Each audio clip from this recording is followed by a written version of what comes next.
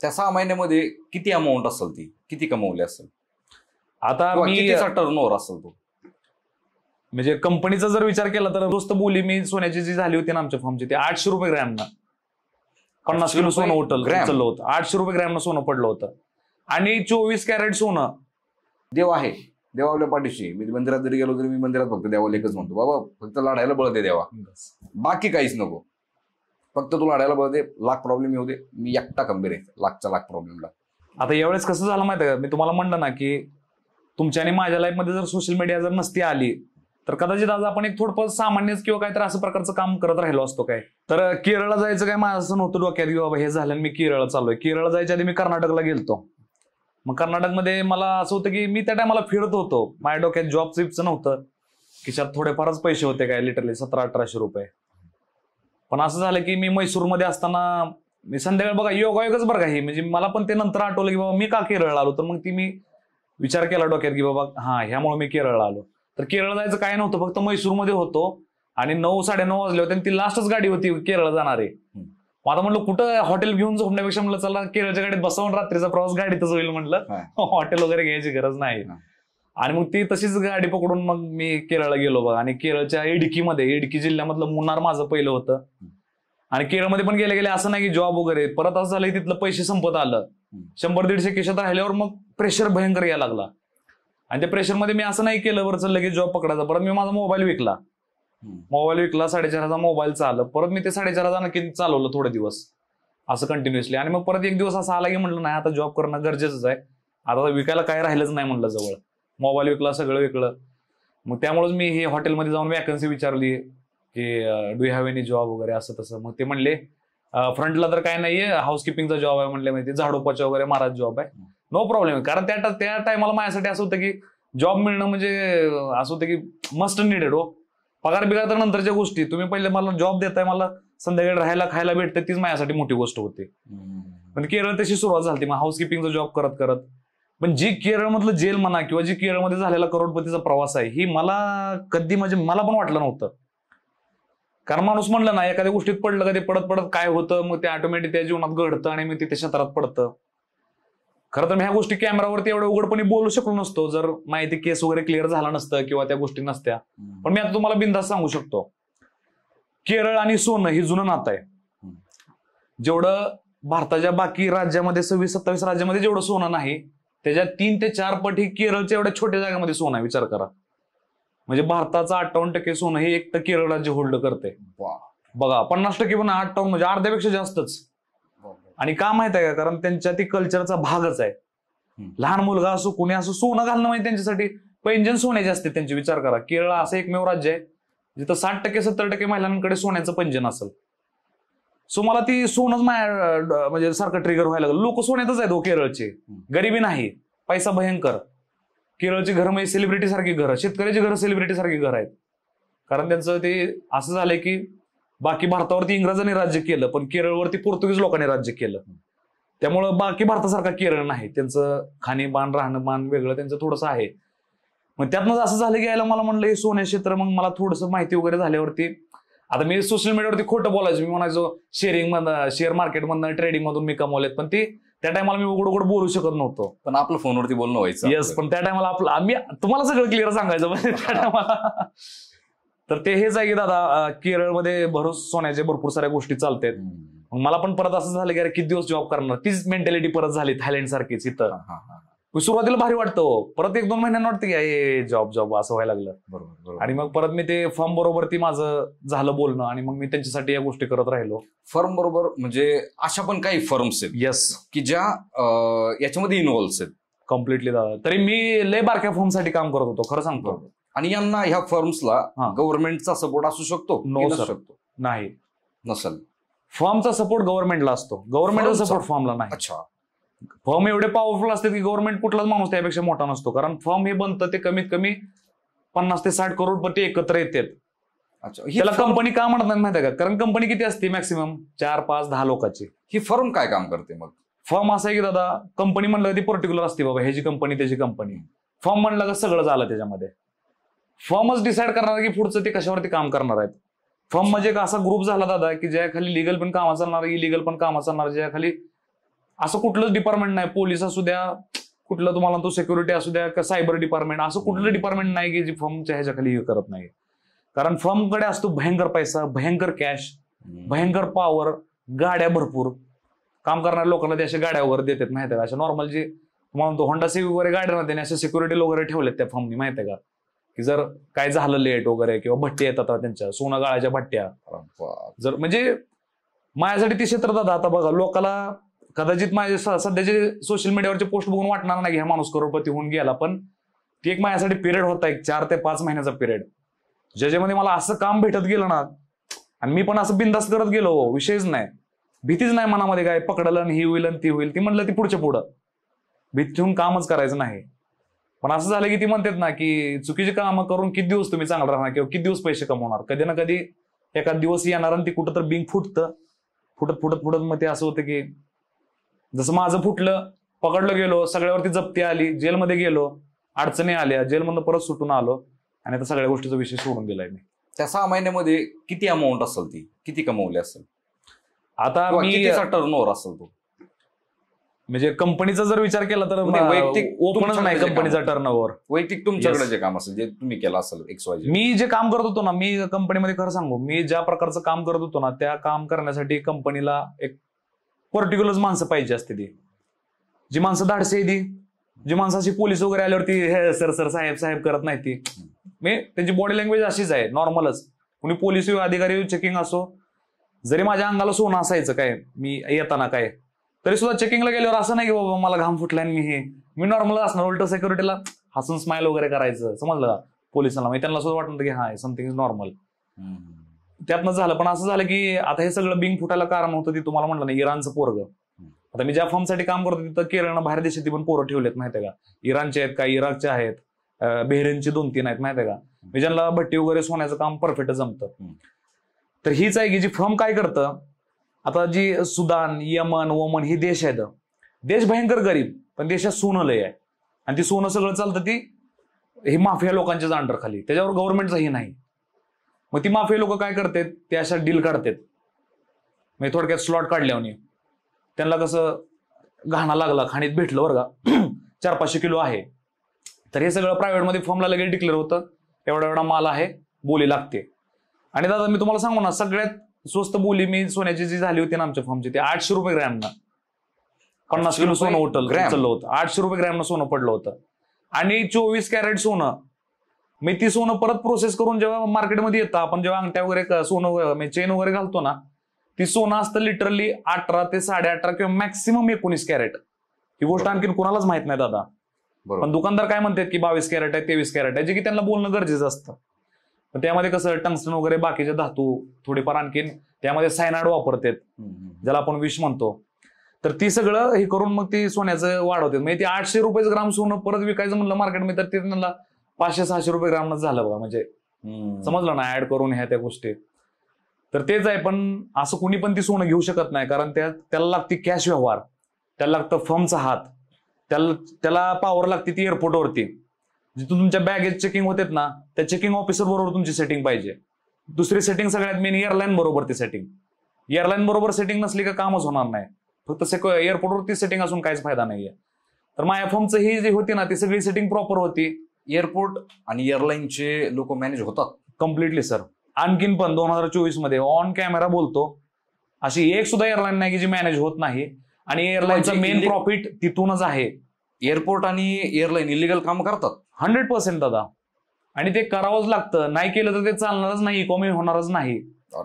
फक्त शिटं वाहून विमान कधी तोट्यात नसतं, फक्त शिटं वाहून जे आपण म्हणतो ना थोडक्यात, ती कधीच फायद्यात राहणार नाही विमान. बरोबर, फायद्यात तेव्हाच राहतं जेव्हा हे लगेज येतं, जेव्हा असल्या डील्स येतात, जेव्हा त्यांना वरनं पैसे येतात, तेव्हाच ते एअरलाईन्स मोठे होतात माहितीये का. नाहीतर फक्त आणि फक्त असली बुकिंग येणार आणि मग घेऊन उडणार आणि जाणार, अशावरती एअरलाईन कधीच प्रॉफिटमध्ये राहू शकत नाही. क्लिअरली सांगतो, कारण विमानासाठी जे पेट्रोल युज होतं काय, त्याला एव्हिएशन पेट्रोल म्हणते. ते पेट्रोलचा सगळ्यात टॉप क्लास, म्हणजे नॉर्मल पंपावरती तर नाहीच. त्याची प्राइस या नॉर्मल पेट्रोलच्या 8-9 पट एक्स्ट्रा. वरनं ते प्रोसेसिंग वेगळं, त्याचं युनिट वेगळं. ते नॉर्मल पंपावरती किंवा नॉर्मल जे रिफायनरी असतात तिथं त्याचं पेट्रोल बनत नाही. सो ती महागड आहे सगळं. म्हणून तर ते, आणि आहे तुम्ही जसं म्हणला ना मॅनेज, तर मी म्हणतो सगळं आहे सर. बोलायचं आहे की मॅनेज नसतं होत आणि कोणी म्हणतो मी साजूक आहे मी करत नाही ना, असं कुठलं राज्य नाही, असं कुठलं सिक्युरिटी नाही, डिपार्टमेंट नाहीये. All are manageable, they all are looking for money, they all want to get in power, that's it, nothing else. खरं दादा. एकतर चिक्कार पैसा नाही तर चिक्कार चिक्कार. अहो मला कधी कधी असं वाटतं ना की आपण जे समाजात लोक आहे जे जॉब वगैरे करतोय, जे काहीतरी कष्ट करून इन्व्हेस्टमेंट करून काहीतरी कमवायचा प्रयत्न करतोय, मला तर त्यांचं ती लाईफ बघितलं मला हसू येतं आपल्या लाईफवरती. अरे की म्हणजे काय लोकांची लाईफ काय आहे की असं तुम्ही जस्ट कोणाशी तर मिटिंग करताय, त्या मिटिंग मध्ये तुम्ही असे बार्गेनिंग करताना तुम्ही 10-20 लाखचा विचार करत नाही. इथं 10-20 लाख रुपयाचा आपण विचार करणं आपलं आयुष्य म्हणजे बघितलं ना. काही लोक 10 रुपयासाठी मागेत आणि काही लोक 10,000 रुपये टिप देत आहे हॉटेलमध्ये. येस, किती अनफेअर आहे दादा ही जीवन. डिफरन्स आहे, हा डिफरन्स आहे. ओके, ह्याच डिफरन्समुळे ती माझ्या डोक्यामध्ये तसं हेवा लागलं होतं, मला ते हर्ट व्हायला लागलं. म्हणलं मग याचा मी तुम्हाला परत प्रश्न विचारा. 6 महिन्यामध्ये किती वैयक्तिक तुमचा टर्नओव्हर किती असेल याच्यामधला? खरं सांगू ना सर, मी सुरुवातीला जेव्हा मी डील करून यायचो, म्हणजे मी जेव्हा पोचवायचो, माझं कामच असायचं की सामान पोचवायचं एका जागून दुसरी, ती पोचवायपर्यंत माझी जबाबदारी. आणि तुम्ही म्हणसाल पळून वगैरे येता येत नव्हतं का? पळून यायला कधी पण मला चान्स होता.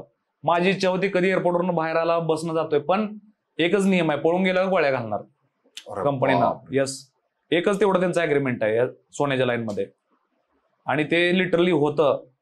आणि त्याची केस कोणी पण घेत नाही. असं घडलेलं आहे. यस, अहो सहकारी नव्हता, ज्याच्याबरोबर ती घडलंय ना, कलिग्स. येस, ज्याचं म्हणजे सतीश त्यांचं नाव होतं बरं का. इडकी पासून एक त्यांचं म्हणजे जिल्हा आहे ना, त्यांच्या बाहेर ती काम करायचं. पण आता तुम्ही म्हणलं ना की फर्म असे आहेत ना दादा की तसलं नाही. आता ओपनली झालंय, त्याला ऑलरेडी त्यांनी शूट केलं, तो पळून गेला आणि वरनं काय झालं, पळून गेला ते गेला आणि तो लवकर सापडला नाहीये. भरपूर त्रास झाला कंपनीला, नाहक त्रास काय, त्यानं भरपूर डोकं लावून तो पळून गेला. पण ज्या दिवशी तो सापडला त्या दिवशी त्याला डायरेक्ट ऑन द स्पॉट त्याला हे केलं, आणि त्याची कुठली केस पण नाही, काय पण नाही. माहिती आहे का तुम्हाला म्हटलं ना दादा, ही फर्म आहेत ना, अहो आपल्याला जे समाजात शिकवलं जातं ना बाबा की हे असं छान असतं, ते असे असते, ते साहेब आहेत, ते सर आहे. रिअलमध्ये काय होतंय ना, रियालिटीमध्ये ज्याला आपण सिस्टम म्हणतो, पॉलिटिक्स, जे बिहाइंड द टेबल मध्ये काय होते ना दादा, त्या गोष्टी सगळ्या वेगळ्याच आहेत बघा. 80% लोकांपासून दूर आहेत त्या गोष्टी, त्यांना माहितच नाही. माहिती आहे का की असं पण होतंय, अशी पण लोक मोठी होते, ती असलं पण घडतंय आपल्या आजूबाजूला. तुमचं जे काम होतं ते फक्त एअरपोर्टवरून उचलणं होतं काही गोष्टी, की बाहेरच्या देशामध्ये जाऊन घेऊन येणं? आता माझं सांगतो, मी मॅक्सिमम पहिली गोष्ट मी डमी मोबाईल वापरायचो. जेव्हा काम करत होतो ना, माझ्याकडे डमी फोन असायचा ज्यामध्ये ना सिम कार्ड ना काय, फक्त स्क्रीन दाखवायचं. आणि ते डमी फोन का? कारण लोकेशन ट्रेस होणे ना. मी कुठला फोनवरती कोणाशी सेट करून बाबा मी इथे येतोय, चल मी घेऊन आलोय, चल आपण पळून जाऊ दुसऱ्या देशात. मी फोन नाहीच, तिकीट वगैरे. आता मी 18 वेळा एका टायमाला जाऊन आलोय, म्हणजे एका महिन्यामध्ये दुबईला. काय मी या गोष्टी दुसरीकडे ती पण ऑलरेडी सांगितलेल्या आहेत. आणि ते 18 वेळेस प्रत्येक मला जी ट्रिप होती ना दादा, आता तुम्हाला सांगतो काय असते, 24 कॅरेट सोनं असं लवचिक हे असतात, म्हणजे तुम्हाला विश्वास बसणार नाही. जे स्मगलिंगचं सोनं असतं ना, त्या सोन्यापेक्षा भरपूर फरक असतो. मग काय करायचं, मी जॅकेट असायचं, आतून टाईट बनियान असायचे, त्यांनी मला आणखीन एक वेस्ट वगैरे दिलं होतं प्रॉपर काय आतून घालायला. मग त्या वेस्ट मध्ये त्या सगळ्या पट्ट्या ठेवलेल्या असायच्या. आणि आता हे गोष्टी ओपन बोलतोय, कारण झालंय, मी केलंय, त्याची शिक्षा भोगले, मी बाहेर आलोय. आता काय मला विषय नाही की बाबा मी सांगतोय, किंवा असं पण नाही की कुणी सांगतोय म्हणजे ह्यातनं काही शिकन ते करा, करू नका. मला तर डायरेक्ट म्हणणं आहे, जवळून पाहिलेली आहे, याच्यात काय होऊ शकतं आणि काय नाही होऊ शकत. बरोबर, मी तर स्वतःला धन्य समजतोय. ह्या ज्या गोष्टी हे महेश दादा सांगताय, ह्या गोष्टी त्या सांगतायत की ज्या तुम्ही करायच्या नाहीयेत. खरंय. त्यामुळे ह्या पॉडकास्ट मधून बोध असा घ्यायचा आहे की याच्यातून फक्त ज्या गोष्टी माणसाने आयुष्यामध्ये नाही करायला पाहिजे, ह्या गोष्टी इथं महेश दादा सांगताय त्यांच्या. खरंय. पॉकेट्स वगैरे त्याला. हा, तर कसं असायचं, आता हे सगळं सिक्रेटमध्ये काम चालायचं. मग मी इथून निघायच्या आधीच मला एक चिट भेटायची, आणि त्या चिटमध्ये असं असायचं की एअरपोर्टवरनं उतरल्यानंतर सगळं ऑलरेडी माझा माणूस तिथं असायचा, माझ्या नावाचा बोर्ड घेतलेला. काय म्हणजे हे एवढं स्मूथ झालं ना काम, की मी 18 वेळा का गेलो एका महिन्यामध्ये, बॅक टू बॅक कामं. आणि त्या 18 ट्रिपनं कसं आहे, मी इथल्या ज्यावेळेस लोकलच्या ट्रिप करत होतो ना, त्यावेळेस एका टायमाला लयत लय 6 ते 7 हजार रुपये द्यायचे प्रॉफिट. म्हणजे मी वायनाडवरनं जर समजा बेंगलोरला गेलो, लोकल पण केलं बरं दादा, लोकल पण कमीत कमी मी 40 ते 45 माझ्या ट्रिप झालेत लोकल. माहिती आहे का, अशा 8,000 10,000च्या ट्रिप. म्हणजे दुबईची ट्रिप होती, एका ट्रिपमध्ये तुम्हाला नेट प्रॉफिट राहत होतं 3.5 ते 4 लाख रुपये. येस. आणि वरनं वेगळंच वैयक्तिक किलोवरती दादा असायचं. हा आता काय व्हायचं 18 ट्रिप मध्ये बऱ्याच वेळा फक्त त्यांनी काय केलं मला माहिती आहे का, कमी ह्याच्यावरती हे केलं, म्हणजे 5 किलो 5.5 किलो असं असायचं. फक्त 2च ट्रिप होत्या की एका ट्रिप मध्ये त्यांनी मला 11 किलो दिलं. जेव्हा माझी म्हणजे ती मला वाटतं कमीत कमी 15-16 ट्रिप असेल, त्यावेळेस 11 किलो सोनं होतं माहिती आहे का माझ्या पूर्ण बॉडीला. आणि मी तुम्हाला म्हणलं ना, मी एका पण ह्याच्यात नाही सापडलो. ते ट्रेस का नाही झालं? नाही, स्ट्रेस नाही होत, कारण मी तुम्हाला म्हणलं ना की जे कॉन्टॅक्ट असतात ऑफिसरशी, एअरलाईन म्हणा त्यांच्याशी कॉन्टॅक्ट असतात ना, ते सगळं होतं. Okay okay okay. आता हे ट्रेस झालं मी तुम्हाला म्हणलं ना, ते इराणच्या पोरामुळं मी जे काय सगळं भांडं फुटलं म्हणा किंवा जे काही अडचणीत आलो ते एका पोरामुळं. आणि परत असं झालं की त्याला पकडून त्याला जेव्हा त्रास द्यायला लागले त्यांना सगळे माझं पण नाव घेतलं, सगळ्यांचीच नाव घेतली त्यानं. आणि असं झालं की मग त्यानंतरच पोलीस आले, त्यानंतर धाडी पडल्या आणि बस त्यानंतर जेलमध्ये गेलो. किती कमावले होते त्यातून केरळमध्ये? आता मी खरं सांगू ना, सुरुवातीला जेव्हा माझ्याकडे कॅश वगैरे लागले त्या टायमाला मी तो काउंट वगैरे करायचो दादा. मला भारी वाटायचं, मी स्टोअर करून ठेवायचो 500-500 आणि सगळं कॅश पेमेंट. ऑनलाईन रुपया नाही, काय कुठला व्यवहारच नाही ऑनलाईन. ऑनलाईन झालं की संपला तुमचं काम. बरोबर. ट्रान्झॅक्शन हिस्ट्री आली, तुमचा खेळ खाल्लाच. ऑनलाईन कोणाला हीच नाही करायचं, जे ते आहे सगळं. आणि एकच नोट बघा, 100ची पण नाही 200ची पण नाही, फक्त 500ची नोट एकच. जेवढं पण ते फोनचे व्यवहार सगळं 500ची नोट मध्येच. सुरुवातीला काही दिवस थोडंफार कॅश मी काउंट करायचो, पण परत असं झालं ना, यूज टू झालं माझ्यासाठी. बस दिले आणि ते मोफत पण नसायचो. झालो डील आले, एअरपोर्टला उतरलो, बेंगलोरच्या एअरपोर्टला उतरलो, पुढच्या पार्टीला सामान पकडवलं. बघा सगळं ते आधी क्लिअर असायचं. पार्टीला सामान पकडलं झालं. मग संध्याकाळी केरळमध्ये आलं, फम ते असलं नाही कॅश दिली मोपून घ्या ते नाही, डायरेक्ट पेपर वगैरे बांधून द्यायचे आणि ते गट्टा निघा डन. तसला विषय नाही आणि तसला अविश्वास विषय नाही फर्म मध्ये. अरे नाही माझं प्रॉफिट 3.5 बनते तुम्ही 3 वगैरे दिलं का विषयच नाही होत. तसलं 50,000 लाख रुपयाला त्याला किंमतच नाही तिथं. तो आम खेळून बनून जातो माहिती आहे का, जिथं एवढा मी थोडक्यात तुमच्या खिशात 1000 रुपये आहेत आणि मी तुम्हाला फक्त 5-10 रुपये मागतोय, तुम्हाला काय विषय होणार आहे सांगा बरं 5-10 रुपयासाठी. तसंच झालं माहित आहे फर्म मध्ये. आणि माझं मी खरं सांगतो म्हणजे मला असं करोडपती म्हणलो पण नाही, एवढं नव्हतं बरं का मी कमवलं, ओपनली बोलतो. असं करोड रुपये एवढी कॅश वगैरे झाली नव्हती, पण मी माझं नेट अराउंड सांगतो, माझं मी कमीत कमी 65 ते 68 लाख झालं माहिती आहे का दादा 6 महिने. यस, थोडक्यात 17 लाख पर्यंत. तिथून मी बऱ्याच गोष्टी परचेस पण केल्या, भरपूर होते सगळं माझ्याकडे. गोल्ड चेन वगैरे, मी ब्रेसलेट काय सगळं अंगठ्या वगैरे काही करत होतो. परचेस करायच्या वेळेस सुद्धा आपले फोन झालेले आहेत त्या टायमाला. शॉप्स असेल, रो हाऊस असेल, सगळं गाडी असेल, गाडी घेतल्याच्या दुसऱ्या दिवशी आपला फोन झालेला की गाडी परचेस केली म्हणून. आणि जसं तुम्ही मग म्हणला की ही जी नवीन नवीन श्रीमंती असती काय, आता माझ्यासाठी त्या गोष्टी थोड्याशा नवीनच होत्या. मी पण वंबल झालो. जसं तुम्हाला म्हणलं ना, पैसा वगैरे यायला लागल्यावरती कसं झालं माझं ह्याचं प्रमाण वाढलं ड्रिंकिंगचं भरपूर. अच्छा. म्हणजे सिरियसली जे काय ओपन बोलतो, म्हणजे मी पैसा आल्यावरती मी का ते टिकवून ठेवू शकलो नाही किंवा मी का योग्य इन्व्हेस्टमेंट केली नाही, ती हीच गोष्ट आहेत की मी वेगळ्या धुंदीत राहायचो. मग ते पेग मारल्यानंतर जी कॉम्पिटन्स त्या तसल्यात मी निर्णय घ्यायचो, हा ओके ओके डन करा, हा चल. म्हणजे कधी बुद्धी वापरून योग्य निर्णय घेतला नाही, त्यामुळे हे कधी चांगल्या पद्धतीने नाही. मनी मॅनेजमेंट आणि स्किल मॅनेजमेंट वरती काम नाही करता आलं त्या काळामध्ये, बस जे की गरजेचं होतं, पण जे की आता करतोय. आता मला कळालं की what is money management, what is skill management. आणि मग त्यावेळेस जेव्हा ह्या गोष्टी निदर्शनास आल्या समजा कोर्टाच्या सरकारच्या, तर मग ते ही जप्ती कशी आली, मग ह्या गोष्टी कशा हे झाल्या पुढं? काय झालं, मी घरी होतो बरं का, 9:30-10 वाजल्या होत्या आणि मी एकटाच बसायचो घरात. तुम्हाला म्हणतो माझी लाईफच तशी झाली, एक पूर्ण एकलकोंडा. 4 बेडरूम होते तुम्हाला म्हणतो, वर खाली सोबत, पण मी घरात एकटाच आणि मला कसली भीती नाही काय नाहीये. मग असं होतं की मला माहितीये कोणी पण घरी येत नव्हतं. ठराविक लोक असायचे, केरळ तिथल्या लोकांचा तर काही संबंध नाही. एक हार्डली 5 ते 6 लोक असतील जे घरी येतात.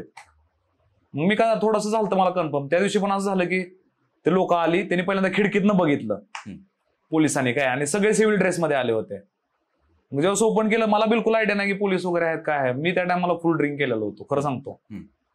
आणि असं झालं की दादा, म्हणजे बऱ्याच लोकांच्या आयुष्यात काय होतं, ही गोष्ट रिअलिटी आहे बरं का आपल्या महाराष्ट्रामध्ये. थोडंफार पैसे वगैरे यायला सुरू होतं आणि माणूस, मित्र म्हणतो ड्रिंक करणं इज नॉट रॉंग. प्रत्येकाला ते, म्हणजे खरं सांगतो भरपूर सारे लोक करून सक्सेसफुल पण आहेत. पण झालं माझं काय माहिती आहे का, जे लिमिट, वेडेपणा कधी पण करणं किंवा ते केल्यानंतर वेगवेगळा निर्णय घेत बसणं, मला तर वाटतं त्या गोष्टीने मला थोडंफार मातीत घातलं बघा. सो मी हेच म्हणतोय की बाबा मी केली ड्रिंक तुम्ही करू नका. That's it. दारू वाईट आहे. दारू वाईट आहे 100%. दारू असं आहे की काही लोक आहेत त्या वाईटाचं चांगल्यानं पण युज करून घेऊ शकतात. पण मला तर असं वाटतं की ती गोष्ट तुम्हाला येडच बनवते माहिती आहे थोडक्यात. एक पर्टिक्युलर टाइमसाठी माहिती आहे का की तुम्ही वेगळ्या एक असं आहे की ते आर्टिफिशियल बूस्ट आहे. म्हणजे तुम्ही थोडक्यात एक एनर्जी ड्रिंक घेतली तेवढ्यापुरती एनर्जी आला आणि तुम्ही बोल लागलाय असं तसं हे विषय नाही किती व्यवहार आहे 2 लाख चल जाऊ दे. मी लगेच भाषा बदलते आणि परत सकाळी जेव्हा त्यातनं उतरलं असं वाटतं हो शट मी काय बोललो कोणाला कधी कधी लक्षात पण राहत हे नाही. काय केलं मी आईला हे शट हे काय केलं मी का उगा शब्द देऊन बसलो. मग ह्याच गोष्टी मला पुढं जाऊन समजलं की सुरुवात तर बघा पोरांची सुरुवात तर मजेत होती. बिजल बिअरच पिऊन बघून काय होतंय असं तसं. पण त्या गोष्टी सर्वांसाठी नाहीत बघा. फक्त मला एवढं म्हणायचंय. पण मग ह्या गोष्टीसाठी संगत महत्वाची आहे का वाटतं का असं 100% सगळ्या ओव्हरऑल या प्रकरणांमधून किंवा गोष्टींमधून समाजामध्ये संगत त्याबद्दल काय वाटतं? मी तर खरं सांगू ना आता बऱ्याच जणांना काय वाटतं मी एकटाय माही कोणाबरोबर संगत नाही. पण जेव्हा माणूस एकटा आहे तेव्हाच उलट तिला वाईट संगतीत आहे मला असं वाटतं दादा. जेव्हा माणूस एकटा घरी असायचं ना माझं विचार असं सारखं बरं का. आता मी तुम्हाला काय बोलतो मी केरळमध्ये असेल मी स्वतःच ह्या क्षेत्रात उतरणार होतो बघा थोड्या दिवसानं. म्हणजे मीच फॉर्मला असं झालंच की कॉन्टॅक्ट मीच फॉर्मला म्हणलं की सर मला तुम्ही ऑन हे करण्यापेक्षा मला पाठवण्यापेक्षा मी तेवढ्या लेवलमध्ये पण गेलो तेवढ्या कमी ह्याच्यामध्ये. पण असं झालं की नाही तुम्ही जसं म्हणलं ना की मनी मॅनेजमेंट किंवा ह्या गोष्टी त्या टायमाला माझ्याकडे नव्हत्याच आणि त्यामुळे मी कधी त्या गोष्टी टिकवून ठेवू शकलो नाही. नाही त्या आहेत लाईफमध्ये ज्या मला एकेकाळी मला नाही करता आल्या. मनी मॅनेजमेंट मलाही नाही करता आलं एकेकाळी. करता नाही आलं त्यामुळे तर मी तर म्हणतो तेच आहे ना दादा. जर सगळ्याच गोष्टी आपण आईच्या पोटातून शिकून आलो तर मग हे जीवन खेळ काय आहे मग. बरोबर. ह्या जीवनात करायचं काय जर सगळं आपण शिकूनच आलो आईच्या पोटातून तर 100% करायचं काय आपल्याला. सगळेच फाशी आपल्या बाजूने जर पडले तर देवाला आणि पैशाला काही किंमत उरणार नाही. बस थोडक्यात सगळ्याच गोष्टी आपल्या पदरात पडत नाहीत. काय लोकांच्या पण पडतील काय जमिनीवर पडतील. बरोबर. काय उडून हवेत जातील. यस संस्कार आपले संस्कार येत आहे. येस. त्यामुळे there are 2 types of energies in this world. First one is positive and second one is negative. तर आपण देवाला मानतोय तर भूताला मानावंच लागणार आणि जर भूताला मानतोय तर देवाला मानावंच लागणार आहे. जसं की आपण पॉझिटिव्ह एनर्जी आहे असं आपण जर म्हणतोय तर निगेटिव्ह आहे असं म्हणावंच लागेल. पॉझिटिव्ह आहे म्हणजे निगेटिव्ह आहे. हो आहेच. म्हणजे मी सुद्धा देवाला मीही मानतो. मी नेहमी मंदिरात जाऊन मी पाया पडतो. माझ्या घरी आरती वगैरे सगळ्या गोष्टी. मी शेतकरी फॅमिली मधला. पण मी पूर्णतः मी देवाजवळ जाऊन बसत नाही. देव सुद्धा म्हणतो अरे माझ्याजवळ बसू नको उठ तू काहीतरी कर. देवाची श्रद्धा माझी पूर्णतः श्रद्धा आहे माझ्या देवावरती. देव आहे. देव आपल्या पाठीशी. मी मंदिरात जरी गेलो तरी मी मंदिरात फक्त देवाला एकच म्हणतो बाबा फक्त लढायला बळ दे देवा. बाकी काहीच नको. फक्त तू लढायला बळ दे. लाख प्रॉब्लेम येऊ दे मी एकटा खंबीर आहे लाखच्या लाख प्रॉब्लेमला. फक्त ताकद दे फक्त लढायला. तसं देवावरती श्रद्धा चांगली का अंधश्रद्धा? आता ही प्रश्न सगळ्याला विचारला तर बोलायला सगळेच म्हणणार आहे श्रद्धा करा पण सगळी अंधश्रद्धाच होते लिटरली. खरंय. कारण का माहितीये का मी तुम्हाला म्हणलं ना देव म्हणजे काय ते एक भावना किंवा ते मंदिरातलं वातावरण किंवा ते एक भक्तिमय म्हणजे जाणं किंवा सगळ्यांशी हसून ती लय भारी आहे. किंवा आपले सण साजरं करणं किंवा कुठल्या देवाचा कार्यक्रम आला तर ते करणं ते लय भारी हो. ते आपल्याला गोष्टी सुख देतात. पण जी भावना ना मी देवाला बोकड कापलं तर ही होईल मला देव ती देणार किंवा मी आज ही केल्यामुळे देव माझ्यावर नाराज आहे किंवा बाबा ह्या देवाकडे लय ताकद आहे मी त्याला त्याचा 1 महिना उपास ठेवला का ती देव मला लय काय देईल. ही पूर्ण अंधश्रद्धा आहे दादा. किंवा आपण जे म्हणतो ना की बाबा म्हणजे समजते ना तुम्हाला की लक्षात. बरोबर. म्हणजे देव आहे बाबा पण तो माणूस नाहीये देव. पण तुम्ही श्रद्धा ठेवा. म्हणजे तुमचं असं म्हणणं आहे की तुम्ही श्रद्धा ठेवा अंधश्रद्धा ठेवू नका. बस की देव आहे मला देवाची पूजा करायची मला देवाची आरती करायची देव माझ्या पाठीशी आहे.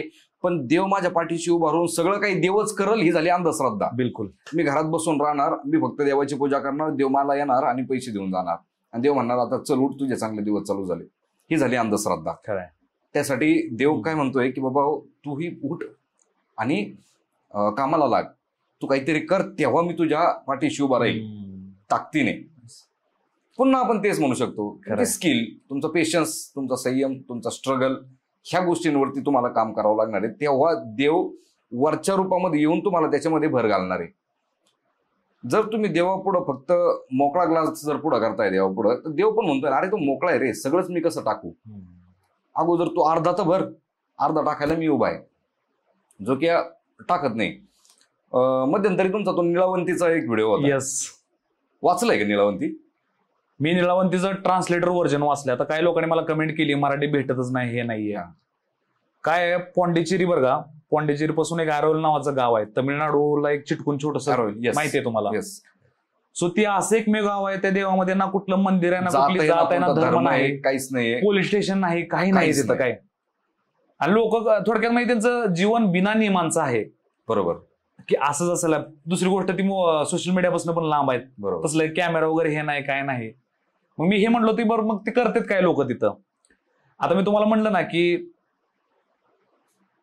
एक सोक्रेटस नावाचा माणूस होता, काय भरपूर दिवस इतिहासात होऊन गेला, आणि ती इतिहासातला पहिला असा माणूस आहे ज्याने देवावरती धर्मावरती बोट ठेवायला चालू केलं.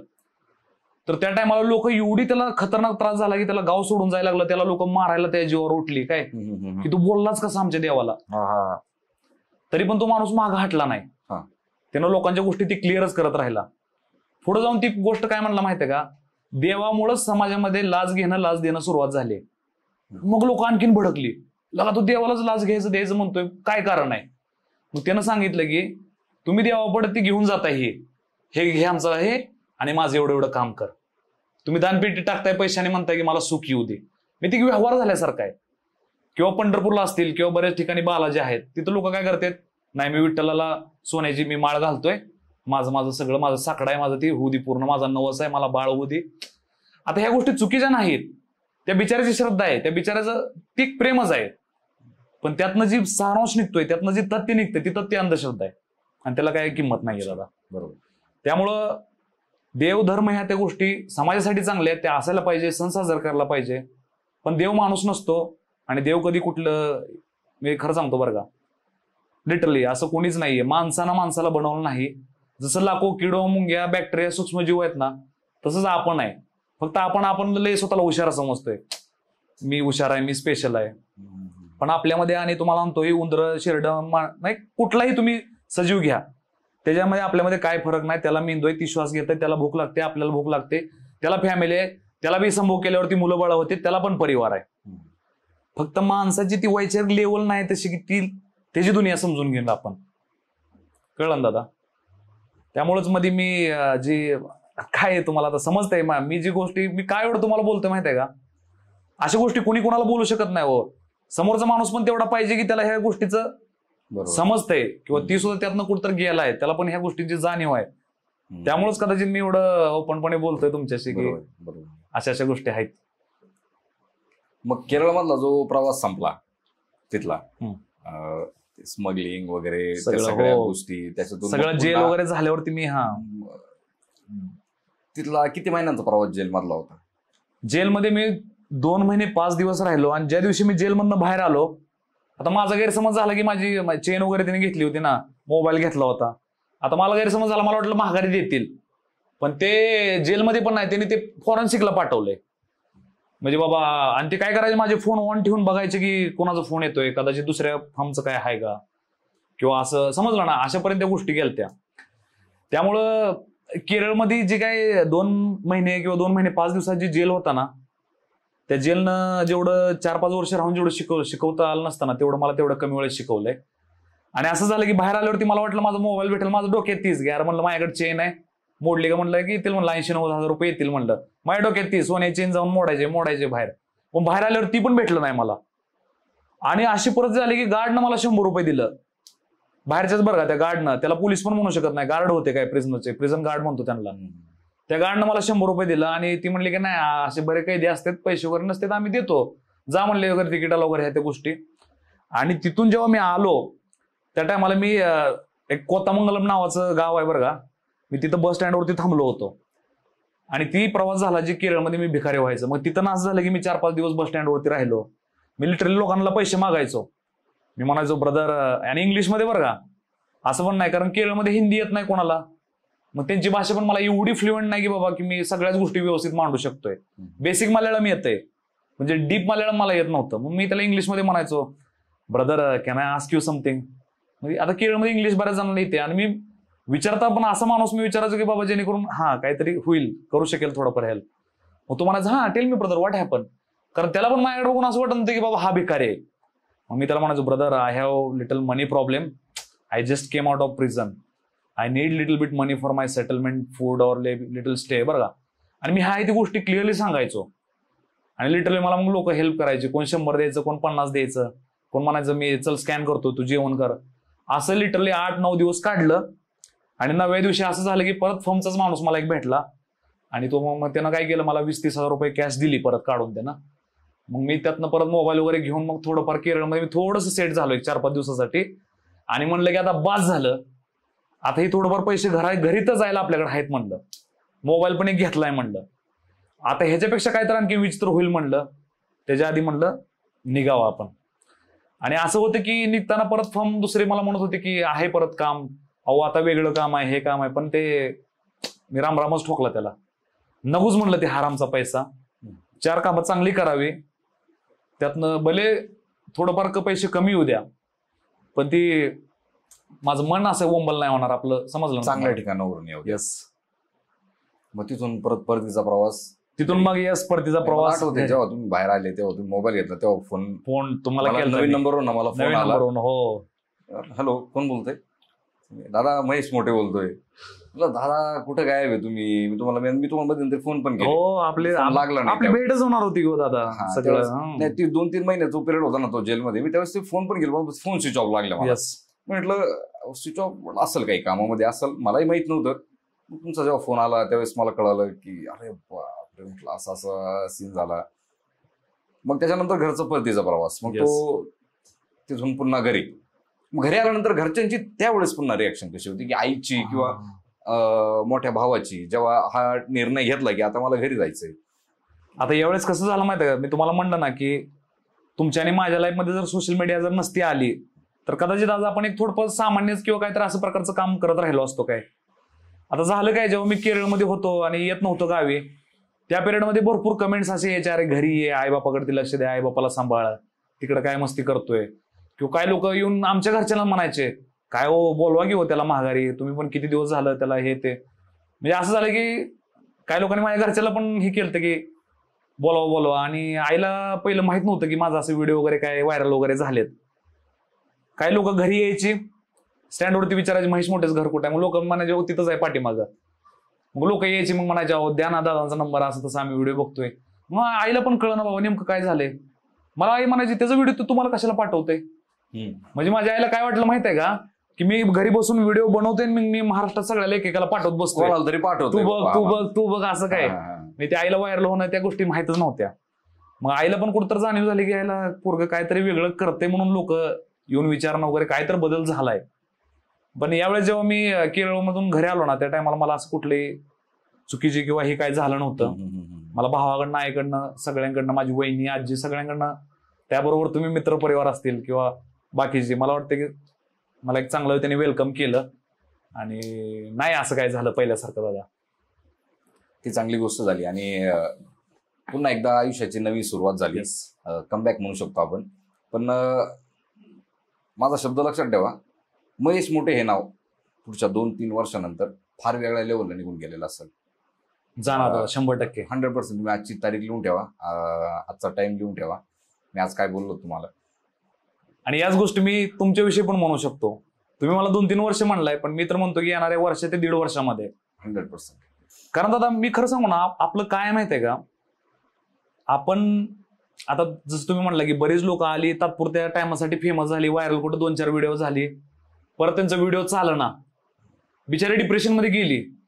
आता मोठे मोठे चॅनलवाले बरं का, मला त्यांचे 8 लाख 9 लाख फॉलोअर्स आहेत बरं का. मी त्यांचं, मी आता ओपनली बोलू पण त्यांचं शकतो नाव, जसं की पियुषा पाटील, काय ती कसली खतरनाक व्हायरल सेन्सेशन होती. बिचारीचे 8-9 लाख फॉलोअर्स आहेत इंस्टाग्रामला. आणि सध्या अशी परिस्थिती झाली काही दिवसापासून की तिला 1 लाख पण व्ह्यू येणं मुश्किल झालं पोस्टला. आणि परिणाम असा झाला की ती बिचारी टेन्शन मध्ये चालली हो, कारण तिला सवय झाली की प्रत्येक व्हिडिओच मिनिमम 4-5 लाख लोकांनी तर पाहायचं. हे जे फेम आहे ना, ही फेम डोक्यात जाता कामा नये. बस तुमचं काम काय आहे की तुम्हाला पेशन्स ठेवायचा आहे, तुम्हाला कन्सिस्टन्सी ठेवायची. दॅट्स इट, विषय संपला. जेही काम व्हॉटेवर तुम्ही करत असो, तुम्ही फॉलोअर्स मोजत बसू नका, फॉलोअर्स गेन करण्यावरती फोकस करू नका, व्हॅल्यू बिल्ड करण्यावरती फोकस करा. मी असं म्हणेल 100%. जेवढा आपण फॉलोअर्स वरती फोकस देऊ तेवढा आपल्या मग ते एखादा व्हिडिओ थोडा जरी चालला नाही, अरे यार, बऱ्याच जणांचं तेच त्याला झालंय. ना त्याला असं अंगीकारून घेऊ नका. हे व्हिडिओ, त्याची व्ह्यूज, एखादा व्हिडिओ चालला नाही, एखादा लई चालला, एखादा चालला, ठीक आहे, ओके, Yes. येस, हा चालला, चांगली गोष्ट आहे. नाही चालला, ठीक आहे, ओके, काय प्रॉब्लेम नाही. देवांच्याही आयुष्यामध्ये उतार चढाव होता, सगळ्यांच्याच. माणसाच्याही आयुष्यामध्ये उतार चढाव आहे, प्राण्यांच्याही आयुष्यामध्ये उतार चढाव होते आहेत. ही त्रिकालबाधित सत्य आहे. हे येत राहणार आहे. अपवाला पिरियड पण तुम्हाला बघायचा आहे, डाऊनवाला पिरियड पण तुम्हाला बघायचा आहे. तुम्हाला पुन्हा उठायचंय, पण तुम्हाला परत उठता पण आलं पाहिजे. मावळणारा सूर्य पुन्हा उगवणार आहे आणि उगवणारा सूर्य पुन्हा मावळणार आहे. फक्त मावळला म्हणून खचून जायचं नाही आणि उगवला म्हणून हवेत जायचं नाही. बस दॅट्स द प्रोसेस. काय नाही याच्या ही पलीकडे. आयुष्याची प्रोसेस आहे. ह्याच लाईन मध्ये आयुष्याचा सार आहे. खरंय. ह्या लाईनचा अर्थ ज्याला कळाला त्याचा रथ कुरुक्षेत्रात कधीच आडणार नाही.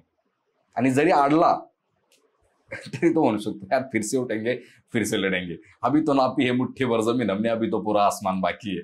म्हणजे बिलकुल बिलकुल दादा, तेच तुम्ही जे आता सांगितले ना, हे सगळं थोडक्यात तेच आहे की बस. तर मित्रांनो, हे जे व्यक्तिमत्व आज आपल्यासोबत बसलंय, आज पूर्ण या 2 भागांमध्ये, भाग एक तुम्ही बघितला असेलच आणि ह्या दुसऱ्या भागामध्ये सुद्धा आपण बऱ्याचशा गोष्टी कव्हर केल्या की महेश दादाचं पडणं, महेश दादाचं पुन्हा उभं राहणं, पुन्हा त्या व्यक्तीचा ड्रॉबॅक, आणि आज तो व्यक्ती पुन्हा हातामध्ये तलवार घेऊन आज प्रत्येक गोष्टींचा सामना करायला सज्ज आहे. आयुष्यामध्ये अनंत अडथळे येणार आहेत आपले, अनंत देव आपली प्रखरतेने आपली परीक्षा घेणार आहे, पण त्या परीक्षेत प्रत्येक आपल्याला पास व्हायचंय. तो देव सुद्धा आपल्याला म्हणतोय की तू उठ आणि काहीतरी कर, तू उठ आणि काहीतरी कर. मी तुझ्या पाठीशी कालही होतो, आजही आहे आणि उद्याही असणार आहे. पण आपल्याला आयुष्यामध्ये जर काहीतरी करायचं असेल तर त्यासाठी आपल्याला सांगड घालता आली पाहिजे, आपल्या अनुभवाची, आपल्या स्किलची, आपल्या मेहनतीची. आणि आपल्याला जे कोणी व्यक्ती आपल्या आयुष्यामध्ये आपल्याला मिळाले, मग ते चांगले असो अथवा वाईट असो, त्या व्यक्तींच्या आयुष्याचा सार म्हणू शकतो आपण, किंवा त्यांनी दिलेला अनुभव सुद्धा आपल्याला आपल्या आयुष्यामध्ये कामी येणार आहे. तसा महेश दादांना अनुभव त्यांचा कामी आला. चुका रिपीट होता कामा नये. महेश दादांकडून सुद्धा चुका रिपीट झाल्या नाही. आजही दादा बोलताय की माझ्याकडनं चुका झाल्या. चुका होणं महत्वाचं नाहीये, चुका ऍक्सेप्ट करणं महत्वाचं आहे की माझ्याकडनं चूक झाली आहे आणि मला ही चूक पुन्हा करायची नाही. असं एक मोठ्या काळजाचं व्यक्तिमत्व महेश दादा आहे. तर तुम्हाला खूप साऱ्या गोष्टी आज दादांच्या लाईफमधून, त्यांच्या जर्नीमधून आज तुम्हाला शिकायला मिळाल्या असतीलच. आणि जाता जाता एवढं सांगाल की मित्रांनो, एक अपयश आलं म्हणजे आपलं आयुष्य संपलं असं नसतंय. फिरसे उठेंगे फिरसे लढेंगे, पुन्हा उठायचंय, पुन्हा लढायचंय. अंतः अस्ति प्रारंभ, the end is the beginning. शेवट हीच खरी सुरुवात असते. धन्यवाद.